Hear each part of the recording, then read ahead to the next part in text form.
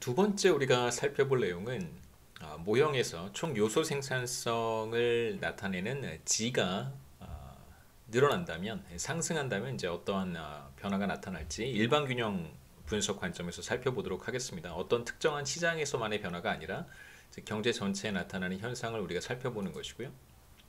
그래서 우선 여기에서는 두 번째로 총 요소 생산성 G가 증가하는 경우를 한번 생각해 보겠습니다. G라고 하는 것은 우리 모형에서 어디에만 나타나냐면 소비자의 문제 우리가 생각했고, 그 다음에 기업의 문제, 대표적 소비자, 대표적 기업도 괜찮습니다. 그 다음에 이제 노동시장, 그리고 정부. 이렇게 크게 보면 사실은 이제 소비자, 기업, 정부의 문제이고, 그 다음에 노동시장에서 임금이 결정이 되기 때문에 우리가 사실 두 개의 가격이 존재합니다. 첫 번째는 생산되는 재화의 가격, 예를 들면 코코넛, 재화의 가격이 하나 존재하고, 그 다음에 노동시장에서 결정되는 이제 웨이지가 하나 또 있는데, 사실 우리는 지금 여기에서 생산된 재화, 우리가 보통 이걸 최종 재화라고 하는데요. 그냥 편의상 뭐 GDP라고 생각해도 괜찮습니다. GDP의 가격은 우리가 1로 설정을 했어요. 그래서 뉴머레어라고 불렀고, 두 가지 가격 중에 이제 노동시장의 가격만 결정을 하면 되는데, 앞서 우리가 첫 번째 엑서사이즈에서 봤던 것은 정부가 정부 지출을 늘리기 위해서 만약에 조세 수입을 늘리면 소비자들의 그 조세 부담이 늘어나기 때문에 노동 공급이 늘어난다는 사실을 봤었습니다. 그래서 노동 공급이 늘어나면서 노동시장의 새로운 균형에서는 임금이 하락한다는 사실도 봤었습니다. 그래서 앞서 첫 번째 이그젬플 한번 다시 돌아가 본다면 그 가격에 대한 이야기를 한번 잠깐 생각해 보겠습니다. 그래서 우리 첫 번째 엑서사이즈인데, 조세 부담이 증가한다면 소비자들의 non labor 인컴이 줄어들게 되고, 그러면 소득 효과 때문에 여가 시간이 줄어들 거예요. 그래서 결과적으로 노동 시간이 늘어나게 돼요. 그 현상은 사실 이제 모든 웨이지 수준에서 나타나는 현상이기 때문에 노동 공급 곡선이 바깥쪽으로 이동하게 되고요. 노동 시간이 늘어나는데 사실상 우리가 노동 시간의 증가가 뭐 웨이지가 어느 수준이든 상관없이 항상 나타나기 때문에 이걸 이제 노동 공급의 증가라고 표현합니다. 노동 공급의 증가는 특정 노동 시간이 늘어나는 것을 의미하는 건 아니고, 노동 공급 곡선이 이제 바깥쪽으로 이동하는 현상을 이제 노동 공급의 증가라고 이야기를 해요. 사실 이제 제가 여기서 말씀드리고 싶은 것은 결과적으로 새로운 균형에서 임금이 하락했단 말이에요. W1 스타로. 지금 두 가지 재화가 있어요. 하나는 최종 재화라고 하는 일종의 GDP라고 하는 재화가 하나 있고, 그 다음에 노동 서비스라고 하는 재화가 있습니다.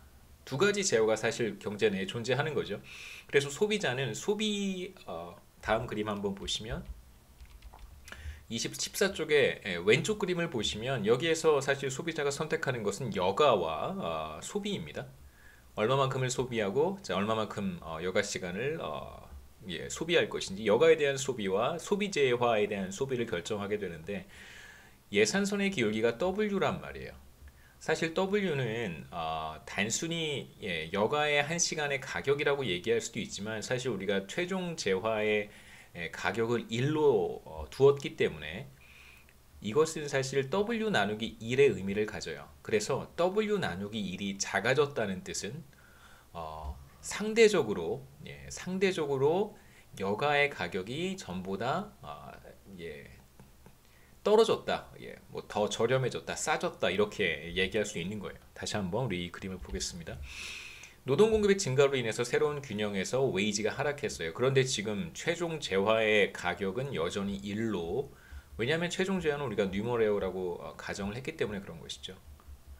그래서 최종 재화의 가격은 일정한 상태에서 노동의 가격이 떨어졌어요. 그 얘기는 무슨 얘기냐면, 노동이 상대적으로 싸졌고, 반대로 소비 재화는 상대적으로 비싸진 거예요. 여기서 여러분이 생각하셔야 되는 것은 단순히 절대적으로 노동 가격이 떨어졌다라고 생각하시지 말고, 전보다 최종 재화의 가격은 상대적으로 비싸진 것이고요. 노동은 상대적으로 싸진 것이다, 이렇게 생각하시면 됩니다. 최종 재화가 전보다 비싸진 것이죠. 그러니까 소비재가 전보다 비싸진 거예요. 최종재 가격이 상승했다라고 얘기할 수 있습니다. 물론 상대 가격이겠죠. 왜 이런 현상이 나타날까? 되게 쉽게 생각하면 돼요. 경제 내에 생산되는 재화는 사실 뭐 한정이 되어 있습니다만 우리 지금 첫 번째 엑서사이즈에서 기업이 노동시간 투입량을 늘리기 때문에 노동의 수요량이 늘어나서 생산량도 늘어나게 돼요. 하지만 기업이 그 이상을 소비하게 됩니다. 우리가 그 결과를 여기서 이야기했었죠. 새로운 균형에서 노동 투입량이 증가하기 때문에 산출량도 혹은 뭐 GDP도 늘어나게 돼요. 하지만 결과적으로 정부가 더 많은 늘어난 산출량보다 더 많은 재화를 소비하기 때문에 사실상 경제 전체의 리소스가 전보다 줄어든 거예요. 그러니까 소비자들이 사용할 수 있는 리소스가 줄어든 것입니다. 그 코코넛이라고 생각해 본다면 전보다 더 많은 코코넛을 생산했어요. 더 많이 일을 해서 코코넛을 생산했지만 늘어난 생산량보다 델타 Y보다 더 많은 양을 정부가 소비하기 때문에 이전 수준과 비교했을 때 사실상 소비자들의 코코넛에 대한 소비량은 줄어드는 것이죠. 그게 이제 우리가 어제 봤던 사실인데 그렇다면 최종 재화, 그러니까 GDP라고 하는 관점에서 보면 소비자들이 소비할 수 있는 GDP가 전보다도 줄어든 것이죠. 그러니까 리소스가 사실상 소비할 수 있는 리소스가 전보다 줄어들었기 때문에 가격이 상승할 수밖에 없는 거예요. 그러니까 최종 재화의 가격이 상승하는 것입니다. 전부 다 사실 더 줄어든 거잖아요. 소비할 수 있는 소비재의 규모가. 그래서 전보다 리소스가 줄어들었고 그러니까 정부가 그만큼 가져갔기 때문에 그런 것이죠.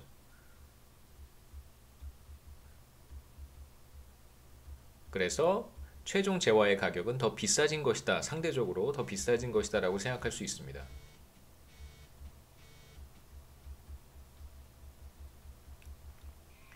우리가 이게 이제 우리가 지난 시간에 봤던 첫 번째 임플리케이션이라고 할 수 있고요. 이제 두 번째 보려고 하는 것은 말씀드렸듯이 총 요소 생산성이 변할 때 이제 어떠한 현상이 나타나는지 우선 소비자의 문제에서는 총 요소 생산성이 어떠한 영향도 미치지 않습니다. 그러니까 1차적으로 그러니까 first order와 second order를 우리가 이제 구분해서 보는데요.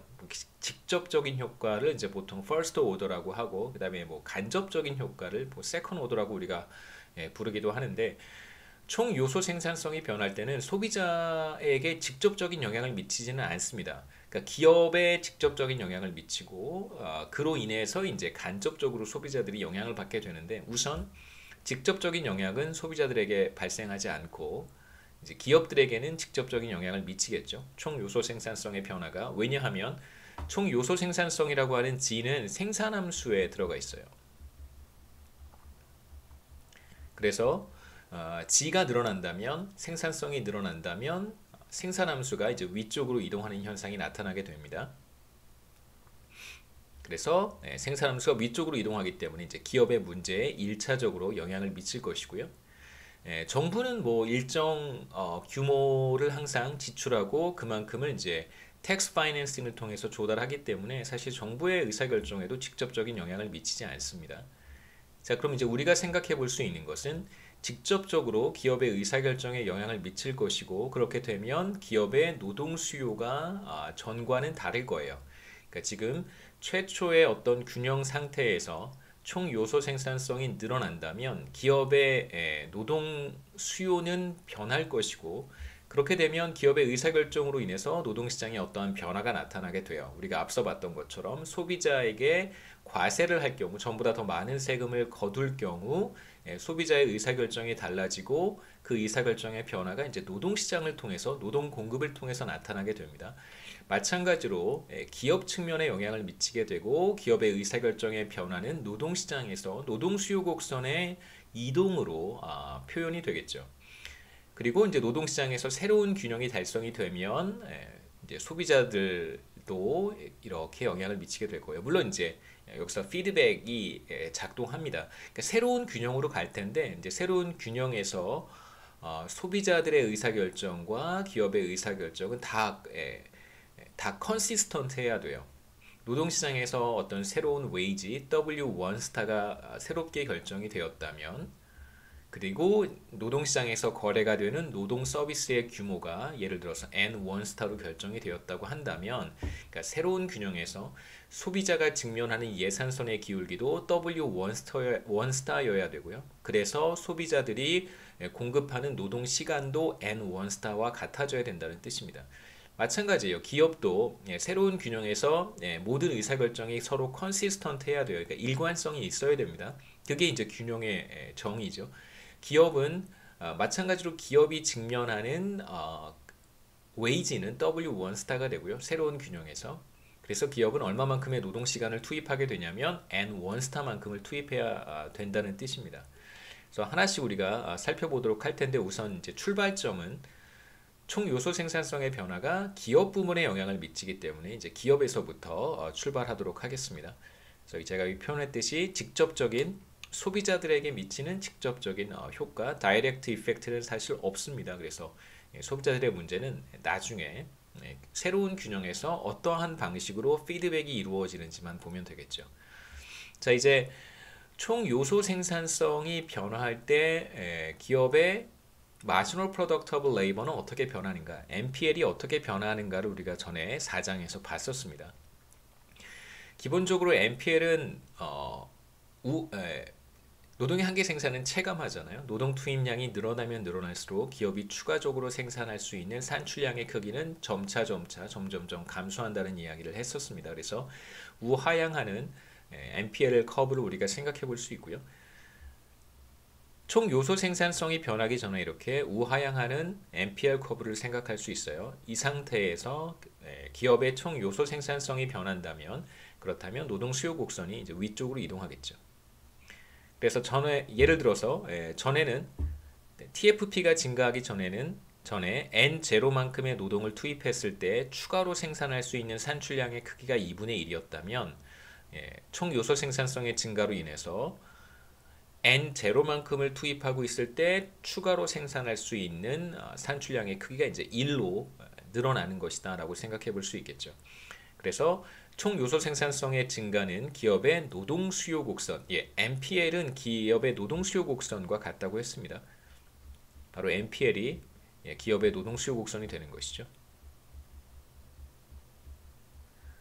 따라서 TFP의 증가는 기업의 노동 수요 곡선을 바깥쪽으로 이동시키는 효과가 있어요.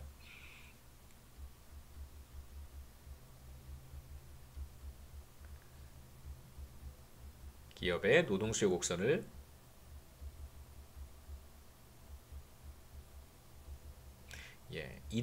바깥쪽으로 이동시키는 효과가 있습니다. 자, 그래서 이제 우리는 노동시장으로 가면 되겠죠. 자, 최초의 균형은 여기였었습니다. 그러니까 TFP가 증가하기 전에 기업의 노동 수요 곡선이 이 점선과 같았었고요. 그 다음에 소비자들의 노동 공급 곡선은 우상향하는, 이게 바로 노동 공급 곡선이죠. 그래서 최초의 균형에서는 웨이지가 W0스타였고 노동 시장에서 거래가 되는 노동 서비스의 규모는 N0스타만큼이었다라고 우리가 이야기해 볼 수 있습니다. 이게 이제 최초의 균형, Initial Equilibrium이고, 전과 마찬가지로 이렇게 Expenditure Income Identity가 성립해야겠죠. 지출 측면에서의 GDP와 생산 측면에서의 GDP, 혹은 소득 측면에서의 GDP가 반드시 같아야 합니다. 이런 상태를 우리가 최초에 가정을 하는 것이고요. 자, 이제 TFP의 증가로 인해서 기업의 노동 수요 곡선이 바깥쪽으로 이동할 거예요. 이렇게 이쪽으로 그려도 괜찮고 오른쪽으로 그려도 괜찮습니다. 노동 수요 곡선이 바깥쪽으로 이동하게 되면 이제 우리는 새로운 균형을 찾을 수 있어요. 노동 공급 곡선은 이동하지 않습니다. 새로운 균형에서 임금은 상승하게 되고, 그 다음에 고용도 늘어나게 되겠죠. 새로운 균형에서 우리가 확인할 수 있는 사실은 임금은 상승하고, 기업의 노동 수요가 증가했기 때문에 임금은 상승하고요. 그 다음에 고용은 증가해요. 이제 기업이 기본적으로 어떤 커패시티가 늘어난 거예요. 전보다 더 좋은 기술을 확보했다든가 혹은 새로운 생산 방식을 도입했다든가 여러 가지 이유로 커패시티가 늘어났다든가 뭐 예를 들면 오일 가격이 원자재 가격이 하락했다든가 이러한 어떤 그 경제 전체의 생산량을 늘리는 방식으로 생산성이 증가한다면 기업의 노동 수요는 늘어나게 되고 임금 상승 압력이 노동시장에서 발생하게 되겠죠. 그러면 이제 소비자들은 임금이 상승하게 되면 노동 시간을 늘리기 때문에 새로운 균형에서는 임금이 상승하고 이제 고용이 늘어나는 노동 시간이 늘어나는 그런 결과를 우리가 얻을 수 있습니다. 자, 이제 소비자의 문제. 새로운 균형에서 과연 소비자는 어떤 의사결정을 하고 있을까? 제가 말씀드렸듯이 컨시스턴트 해야 됩니다. 그래서 전에 봤던 그림을 다시 한번 그려보면 이제 왼쪽이 소비자의 의사결정, 최적화 문제고요. 오른쪽은 기업의 최적화 문제예요. 새로운 균형, 그러니까 이전 균형과 그러니까 최초의 균형과 새로운 균형에서 소비자들의 의사결정이 이제 어떻게 달라지는지를 봐야 되는데 우선 최초의 균형에서 소비자는 C0스타만큼을 소비하고 그 다음에 L0스타만큼의 여가 시간을 소비하고 있었습니다. 그래서 일하는 시간은 N0스타만큼이 되었겠죠. 그래서 앞에 최초의 균형과 이제 컨시스턴트하게 이제 표현한 것이고요. 그 다음에 기업도 마찬가지입니다. TFP가 늘어나기 전에 생산함수가 바로 이 점선이고요. G0에서 TFP가 늘어나기 전에 그러니까 TFP가 증가하기 전 수준의 TFP G0 상태에서 만약에 시장 임금이 레이버에 대한 코스트가 W0 스타만큼 주어진다면 생산함수에 접하는 접점까지 노동을 공급할 거예요. 노동을 수요할 거예요. 그래서 기업의 노동 투입량은 N0 스타가 됩니다. 그래서 이 둘은 반드시 이제 같아야 되는 것이죠. 사실 경제 내에 무수히 많은 소비자들이 존재하고 무수히 많은 기업들이 존재하지만 우리는 많은 소비자들을 하나의 representative consumer로 표현할 수 있다고 했고 그 다음에 기업도 마찬가지입니다. 무수히 많은 기업들을 하나의 representative form으로 표현할 수 있다고 했었어요. 그렇기 때문에 대표적 소비자가 선택하는 노동시간, 공급하기로 결정한 노동시간이 representative form이 수요하기로 결정한 노동시간과 이제 같아지면 이제 그게 균형이 되는 것이죠. 자, 이제 TFP가 늘어납니다. 그래서 변화는 이제 여기에서부터 나타나는 것이죠. 기업 사이드에서 생산함수가 바깥쪽으로 이동을 하게 돼요. 그러면 우리가 앞에 그림에서 봤던 것처럼 노동 수요 곡선이 바깥쪽으로 이동하게 되고 새로운 균형으로 이동할 텐데 새로운 균형에서는 웨이지가 W1 스타, 고용은 N1 스타라고 했습니다. 이게 새로운 균형이고요. 그리고 둘 다 전보다 증가한 상태예요. 자, 그러면 우리가 새로운 의사결정이 바뀌겠죠. 소비자들의 의사결정도 달라질 것이고 왜냐하면 임금이 상승했으니까요. 그 다음에 기업의 의사결정도 분명히 이제 달라집니다. 새로운 균형에서 어떤 의사결정을 대표적 소비자는 하고 있을까를 우리가 생각해 본다면 새로운 균형에서 소비자들이 직면하는 예산선의 기울기는 W0 스타가 아니라 이제 W1 스타가 되겠죠. 이제 새로운 균형 임금을 예산선의 기울기로 갖게 되고요. 그럼 이제 소비자가 선택하는 소비와 여가 시간은 얼마만큼인가를 생각해 보면 대체로 임금이 상승하면 우리는 어떤 사실을 가정을 했었냐면요.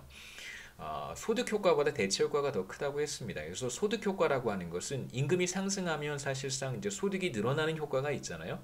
그러면 여가는 정상제이기 때문에 여가의 소비가 늘어나서 노동 시간이 줄어드는 그 효과를 우리가 인컴 이펙트라고 했고, 서브스티튜션 이펙트는 뭐냐면 소득이 늘어나는 효과는 우리가 생각하지 말고 단순히 생각해 본다면 그냥 임금만 달라지는 사실 구매력이 달라지는 효과가 있는데 그러한 효과를 이제 우리가 배제하고 임금이 상승하게 되면 여가는 전보다 비싸지는 거예요. 내가 여가를 한 단위 더 소비할 때, 한 시간 더 소비할 때 내가 잃어버리는 시간당 임금이 전보다 더 높아지기 때문에 그러한 의사결정을 더 비싸진 재화를 적게 소비하고 상대적으로 싸진 재화를 싼 재화를 더 많이 소비하겠다라고 하는 것이 대체 효과입니다. 따라서 웨이지가 상승하게 되면 상대적으로 비싼 여가를 전부 다 덜 소비하기 때문에 노동 시간이 늘어날 거예요. 그게 이제 대체 효과예요. 그러니까 대체 효과와 소득 효과 중에 대체로 임금이 지나치게 높지 않다면 막 시간당 임금이 10만 원, 100만 원 이렇게 되는 사람들은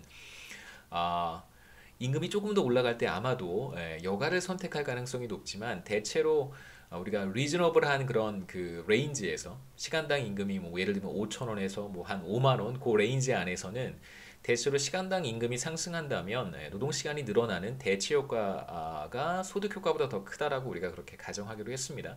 그리고 그것이 일반적으로 데이터에서도 관찰되는 현상이에요.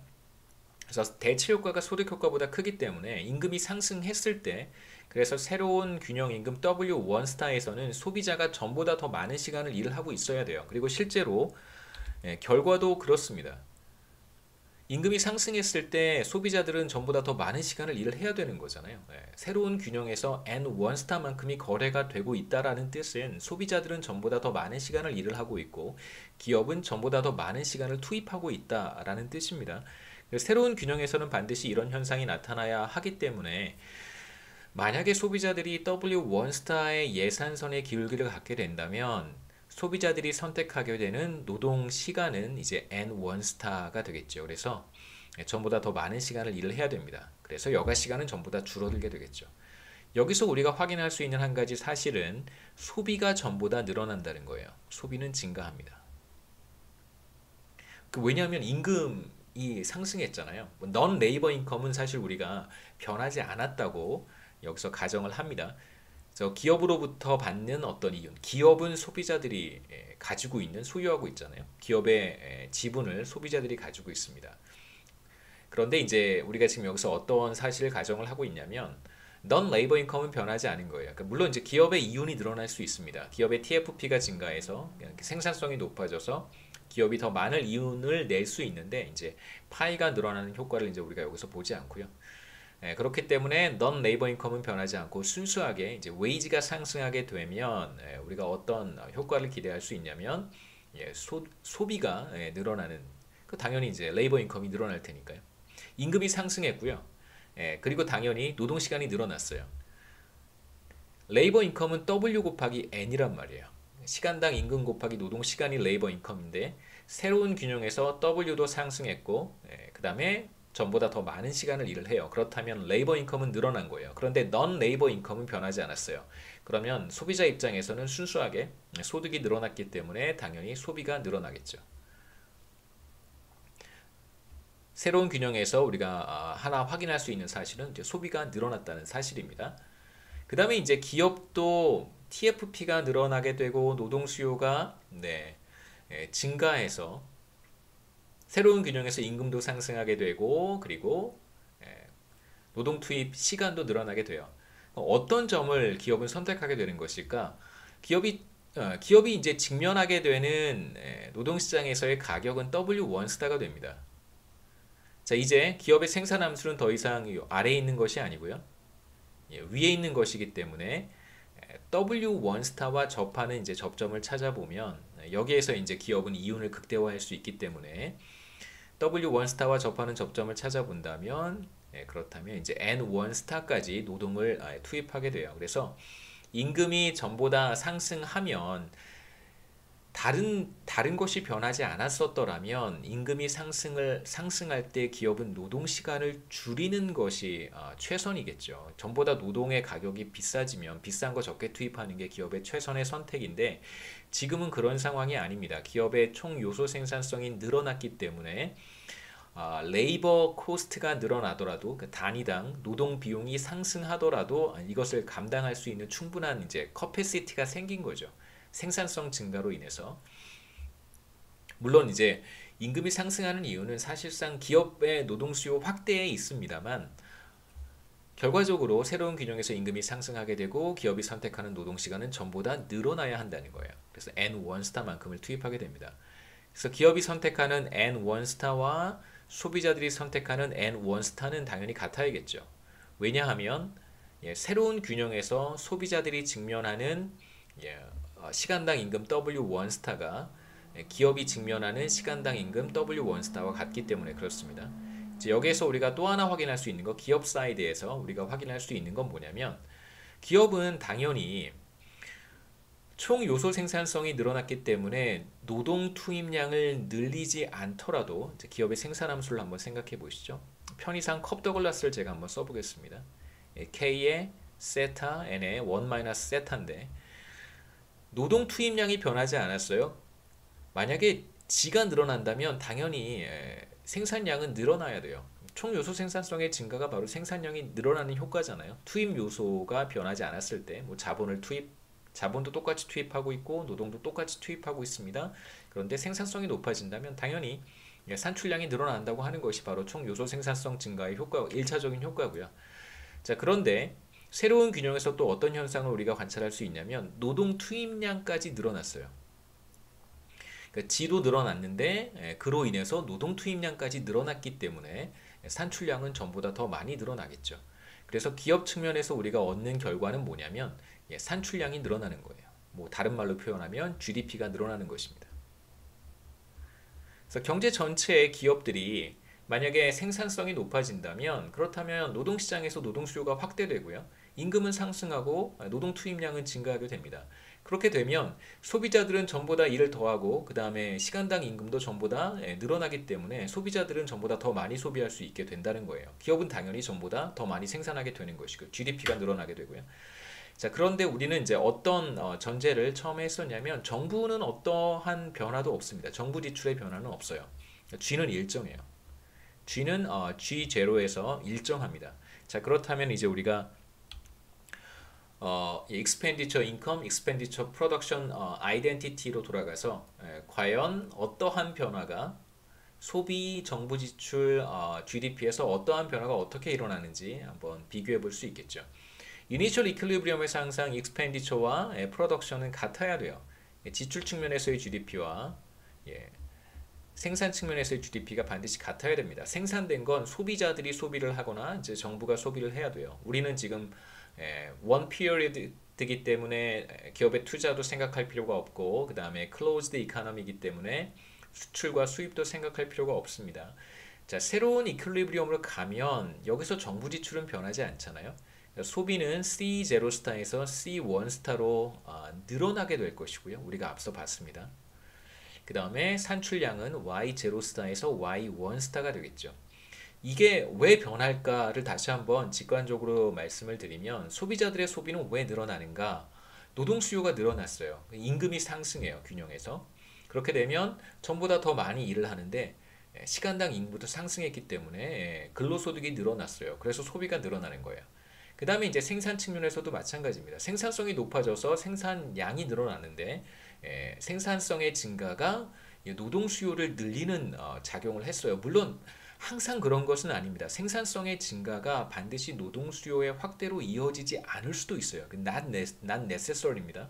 근데 지금 우리가 보는 이그젬플에서는 생산성의 증가가 노동 수요를 확대시켰기 때문에 생산량이 늘어날 수 있는 것이죠. 근데 대체로 생산성, 이건 여담이에요. 이건 이제 우리 지금 컨텍스트와 상관없이 한번 생각해 볼 수 있는 문제는 뭐냐면 생산성이 늘어났는데 노동 수요가 줄어들었다. 그러면 생산량이 줄어들 것인가? 그렇지는 않아요. 기업이 어떠한 의사결정을 할 때 생산성이 높아져서 그 생산성이 대체로 그 레이버 세이빙 테크놀로지라면 그러니까 노동을 절약하는 그러니까 노동을 전보다 덜 사용하는 형태의 기술 발전이 일어났거나 그러한 생산성을 채택했다면 생산성 증가를 촉발하는 어떠한 기술을 채택했다면 그렇다면 노동 투입량은 기업 측면에서 노동 투입량은 줄어들겠지만 산출량이 줄어든다고 우리가 얘기하지는 않습니다. 대체로 산출량도 늘어납니다. 여하튼 자, 그러한 이제 그 직관적인 설명이 이 백그라운드에 있다는 사실을 한번 생각해 보시고요. 정부 지출은 변하지 않았습니다. 그래서 제가 C1 스타를 어떻게 분해를 했냐면 최초 균형에서의 소비자들의 소비와 증가한 소비 델타 C로 표현을 했고요. 그래서 델타 C가 아마도 이제 요만큼이 되겠죠. 왼쪽 그림에서 C1 스타와 C0 스타 요 차이가 델타 C가 될 것이고요. 그 그다음에 이제 오른쪽 그림에서 산출량의 증가분이 바로 요 y1 스타와 y0 스타의 차이가 델타 y라고 할 수 있겠죠. 마찬가지로 늘어난 산출량 수준 새로운 균형에서 총 요소 생산성이 늘어난 이후에 새로운 균형에서 산출량은 y1 스타인데 이것은 최초의 산출량의 증가분을 합친 것과 같겠죠.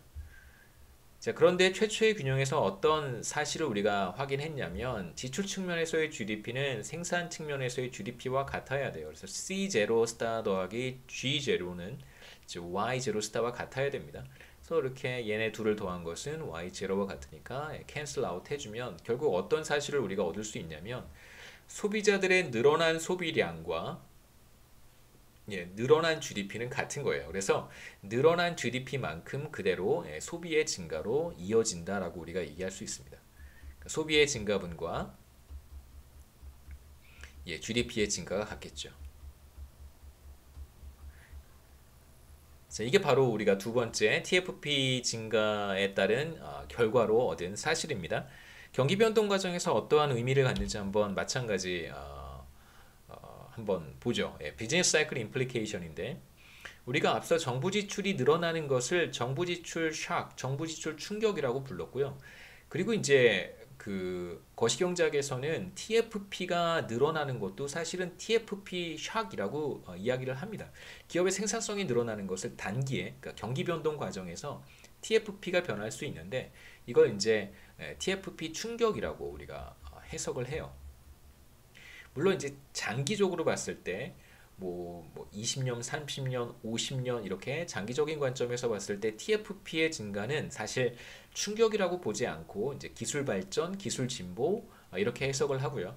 단기에 이제 지가 갑작스럽게 뭐 매월 혹은 뭐 매 분기마다 상승하거나 하락하거나 이러한 현상이 나타날 수 있는데 그걸 이제 우리는 TFP 샥이라고 얘기를 합니다. 단기에 그렇게 이야기를 해요. 경기 변동에서.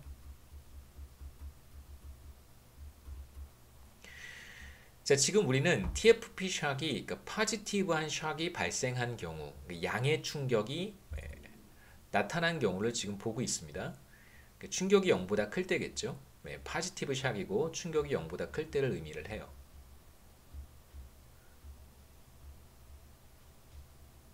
그러니까 TFP가 줄어드는 충격도 나타날 수 있겠죠. 그건 우리가 거꾸로 반대로 하면 됩니다. 예를 들어서 TFP가 떨어지는 그런 충격이 발생했어요. 지금 우리가 겪고 있는 상황이 반드시 그런 것은 아니지만 TFP 충격, 그러니까 어떤 네거티브 샥이 발생한 상황이라고 볼 수도 있겠죠. 그래서 네거티브 샥이 발생을 하면 기업의 노동 수요 곡선이 아까는 바깥쪽으로 이동했는데 지금은 이제 안쪽으로 이동할 것이고 그렇게 되면 임금은 하락하고 노동 투입량은 줄어들 거예요. 이제 그런 현상이 나타날 수 있겠죠. 그럼 결과적으로 소비는 줄어들고 그다음에 GDP도 줄어들고 이런 현상이 나타나겠죠. 자, 우리가 데이터에서 앞서 이야기를 했었습니다. 이제 고용은 GDP와 대체로 같은 방향으로 움직이고요. 그러니까 프로시클리컬하다는 게 임플로이먼트가 프로시클리컬하다는 것이 그러니까 비교 기준이 항상 있어야 됩니다. 비즈니스 사이클에서 기준은 GDP예요. 그러니까 GDP가 늘어날 때 고용도 늘어나는 경향이 있고 웨이지도 늘어나는 경향이 있는데 weekly 프로시클리컬하다면 대체로 뭐 좀 늘어나는데 그렇지 않은 경우도 제법 많은 거라고 생각하시면 되고요. 컨섬션은 우리가 데이터에서 확인했습니다. 프로시클리컬해요. 자, 이제 TFP 샥이 발생했을 때 기업 측면에서 우리가 확인했던 사실은 GDP가 늘어난다는 거죠. 바로 제가 앞에 슬라이드에서 말씀을 드렸습니다. GDP가 늘어나요? 하나 더 가야 되네요. 산출량이 증가한다는 사실을 우리가 확인했습니다. 이제 TFP 샥이 발생하면 산출량이 늘어나요. 자, 그렇다면 과연 고용은 프로시클리컬한가? 모형에서 프로시클리컬하죠. 고용이 증가했기 때문에 TFP 샥이 발생을 했고 그러니까 이렇게 생각하시면 됩니다. TFP 샥이 발생을 했어요. 델타 G가 늘어났습니다. 0보다 큰 거죠. 자, 그러면 사실 이렇게 동시에 이렇게 막 효과가 나타나는 거잖아요. 자, 고용에 영향을 미치고 고용에 영향을 미쳐서 산출량에 영향을 미치고 뭐 다시 소비에 또 영향을 미치고 이제 이런 식의 파급이 이루어지는데 이제 우리는 어떻게 비교를 하고 싶은 거냐면 TFP 샥으로 인해서 결국은 GDP가 늘어났어요. 자, 이걸 이제 중심에 두고 항상 GDP가 기준이니까 자, 과연 그러면 GDP가 늘어날 때 산출량이 늘어났는가? 죄송합니다. 고용이 증가했는가? 근데 고용은 증가해요. 우리가 확인했습니다. 고용 증가하고요. 그 다음에 임금도 상승해요. 웨이지도 상승했어요. 그 다음에 소비도 늘어났어요. 이렇게 비교를 하겠다는 거죠. 실제로 이제 모형에서의 메커니즘은 우리가 지금 이야기하는 것과는 약간 다르게 나타납니다. 그러니까 GDP의 증가는 사실상 결과적으로 나타나는 현상인데 우리가 데이터와 비교할 때는 마치 꼭 GDP에서의 변화가 먼저 나타난 것처럼 해석은 하는 거예요. 근데 실제로 모형을 통해서 우리가 거시경제를 이해할 때는 이런 식으로 이해하시면 안 됩니다. 데이터와 비교할 때만 항상 GDP를 기준에 둔다는 것만 생각하시면 돼요. 그래서 고용은 GDP와 같은 방향으로 움직이고 GDP가 증가할 때 고용도 늘어나니까요. 근데 이제 재미있는 사실은 사실 고용이 늘어나서 GDP가 늘어나는 거잖아요. 그러니까 그 거시경제학자들한테 그러니까 거꾸로 인과관계는 없습니다. 생산함수라고 하는 것이 주어져 있기 때문에 뜬금없이 뭐 고용 없이 생산하는 거 아니잖아요. 생산량이 경기가 좋아지면 고용이 늘어나는 건 맞는데 그러니까 궁극적으로는 고용이 늘어나기 때문에 생산이 늘어나는 거예요. 그 생산함수가 바로 그 관계를 보여주는 것이죠. 그래서 거꾸로 읽으시면 안 됩니다. 근데 이제 비교는 경기 변동 과정에서 고용이 GDP와 같은 방향으로 움직이는 거죠. 그 다음에 임금도 같은 방향으로 움직이고 컨섬션도 같은 방향으로 움직여요. 대체로 데이터와 매우 비슷한 모습을 보입니다. 그렇다면 우리가 어떤 결론을 내릴 수 있냐면 앞서 정부 지출 같은 경우에는 잘 안 맞는 요소들이 있잖아요. 그렇다고 해서 모형이 잘못된 것은 아니고 TFP 샥을 줘봤더니 모형이 실제 데이터를 굉장히 잘 설명을 합니다. 물론 이제 거시경제학자들은 단순히 이 그 움직임의 방향만 보는 게 아니고요. 1% 변하는지 2% 변하는지 이 그 매그니튜드라고 하는데 변화의 정도까지도 같이 이제 맞추는 그런 엑서사이즈를 최근에는 많이 해요. 쉽지는 않습니다만. 그래서 결과적으로 TFP 샥은 현실을 매우 잘 설명하는 충격이다라고 얘기를 할 수 있고요. 전에도 말씀드렸듯이 모형이 잘못되었느냐, 모형이 괜찮은 것이냐, 이제 이걸 판단하는 것은 우리가 나중에 할 것이고 여기에서는 경기 변동, 그러니까 실제 우리가 관찰하는 경기 변동을 야기하는 주된 요인이 무엇이냐, 그러니까 메이저 팩터가 뭐냐라고 했을 때 정부 지출이냐 아니면 총 요소 생산성 충격이냐 이 두 가지 중에 뭐가 더 그럴듯하냐라고 물어본다면 정부 지출은 사실 실제 데이터를 설명하는 데는 좀 한계가 있었고요. TFP 충격은 실제 데이터를 굉장히 잘 설명하는 것처럼 보입니다.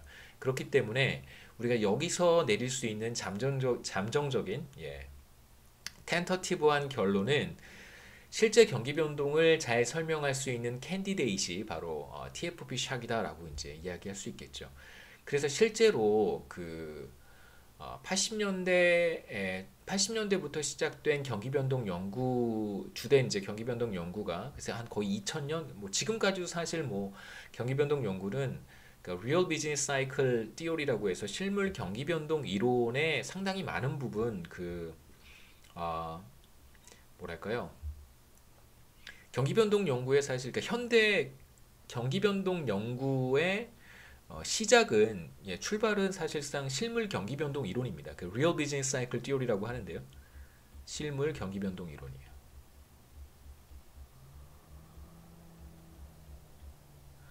그러니까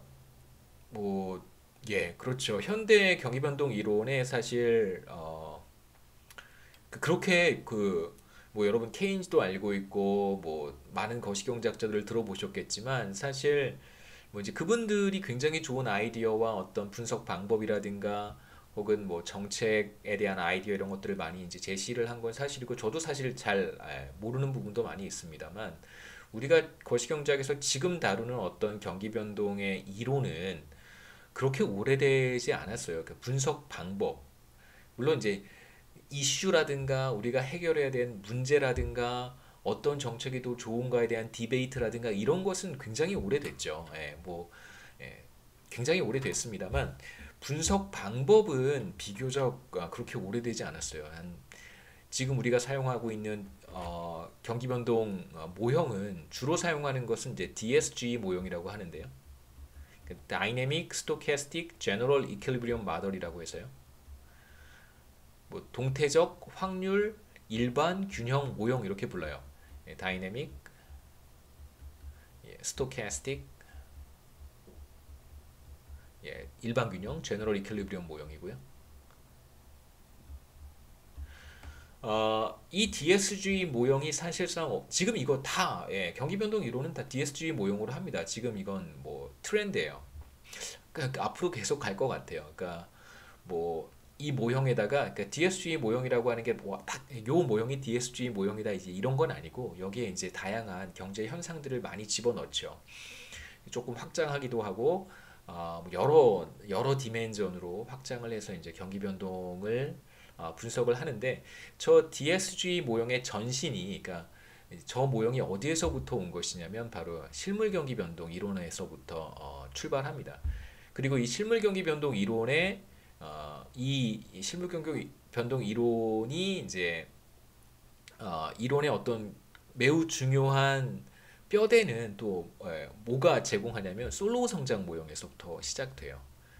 그러니까 여러분이 거시경제학에서 배우셨던 솔로우 성장 모형이 이제 그 일종의 뼈대가 되고 그 솔로우 성장 모형에 이제 경기 변동이라고 하는 어떤 현상을 이렇게 덧붙여서 더 씌워서 실물 경기 변동 이론을 만들었고요.